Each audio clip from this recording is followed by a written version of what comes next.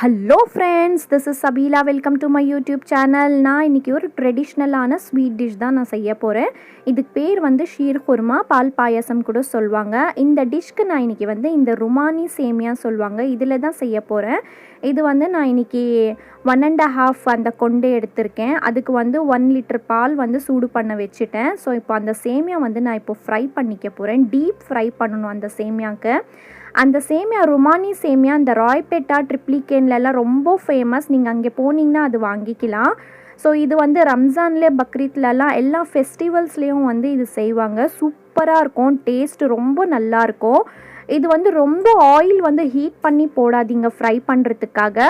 கொஞ்சம் லைட்டாக ஹீட் ஆன பிறகு போட்டுடுங்க, ஏன்னா இல்லைன்னா ஃபுல்லாக பிளாக்காக ஆகிடும். லைட்டாக கோல்டன் கலர் வந்தாவே போதும் ஃப்ரெண்ட்ஸ், எடுத்துருங்க.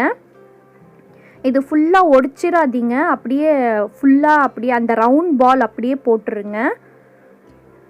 ஃப்ரை பண்ணும்போது அந்த லேயர்ஸ் இருக்குது இல்லைங்களா, அது கொஞ்சம் ஓப்பன் பண்ணி ஃப்ரை பண்ணிவிடுங்க. நான் இப்போ உங்களுக்கு காட்டுறேன் பாருங்கள். இந்த மாதிரி லேயர்ஸ் வந்து ஓப்பன் பண்ணி ஃப்ரை நீங்கள் பண்ணிக்கோங்க. இது வந்து பால் வந்து நிறைய குடிக்கும் ஃப்ரெண்ட்ஸ் இது. ஸோ இது வந்து 1.5 பால் நான் எடுத்திருக்கேன். அதுக்கு வந்து நீங்கள் 1 லிட்டர் பால் வந்து எடுத்துக்கோங்க, தாராளமாக உங்களுக்கு வந்துடும்.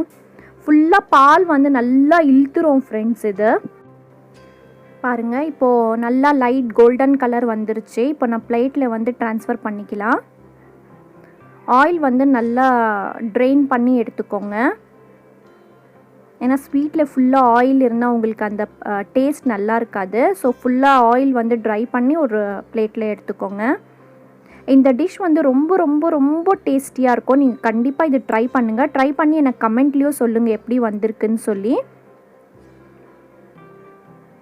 ஸோ அவ்வளோதான், இப்போ நாங்கள் ஃப்ரை பண்ணிட்டோம். இப்போ பால் வந்து ஹீட் பண்ண வச்சுருந்தோம் இல்லைங்களா, அது ஹீட் ஆகிடுச்சு. இப்போ அந்த ஃப்ரை பண்ண சேமியா வந்து போட்டுடலாம். போட்டுட்டு வந்து கொஞ்சம் மிக்ஸ் பண்ணிட்ட பிறகு ஒரு 15 மினிட்ஸ் வந்து நல்லா குக் ஆகட்டும். இது பால் வந்து ஃபுல்லாக வந்து அப்படியே அப்சர்வ் பண்ணிக்கும் இந்த சேமியா. நீங்கள் பாலில் வந்து தண்ணி மிக்ஸ் பண்ணாதீங்க, அப்படியே ஹீட் பண்ணுங்கள். அது திக்காக இருந்தால் தான் நல்லாயிருக்கும். ஸோ இது 15 மினிட்ஸ் நல்லா பாயில் ஆகட்டும். நாங்கள் வந்து அந்த ட்ரை ஃப்ரூட்ஸ் வந்து நம்ம ஃப்ரை பண்ணிக்கலாம். நான் 2 ஸ்பூன்ஸ் வந்து நெய் எடுத்திருக்கேன். ட்ரை ஃப்ரூட்ஸ் உங்கள் இஷ்டம் தான். நான் வந்து இன்றைக்கி பாதாம் பருப்பு அண்ட் வந்து பார்த்திங்கன்னா உங்களுக்கு முந்திரி பருப்பு தான் எடுத்திருக்கேன். திராட்சை நான் இன்றைக்கி எடுக்கலை, அதுக்கு பதிலாக நான் டேட்ஸ் தான் எடுத்திருக்கேன். ட்ரை ஃப்ரூட்ஸ் வந்து குவான்டிட்டி உங்கள் இஷ்டம் தான். உங்களுக்கு நிறைய பிடிக்கும்னா நிறைய போட்டுக்கோங்க. நான் வந்து இன்றைக்கி ஒரு 10 பாதாம் அண்ட் 10 முந்திரி எடுத்திருக்கேன்.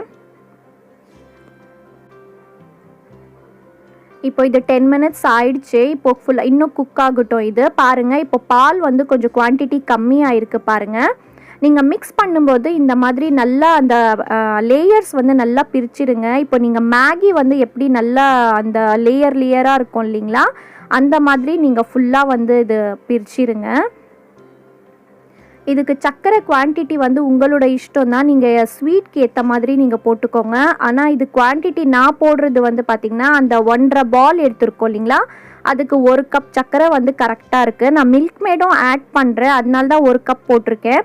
நீங்கள் சப்போஸ் மில்க் மேட் ஆட் பண்ணலைன்னா நீங்கள் வந்து 1.5 பவுல் கூட நீங்கள் போட்டுக்கலாம். இது நான் கோயாவும் ஆட் பண்ணுறேன். நீங்கள் மில்க் மேட் கூட ஸ்கிப் பண்ணுங்கள், ஆனால் இந்த கோயா வந்து ஸ்கிப் பண்ணாதீங்க.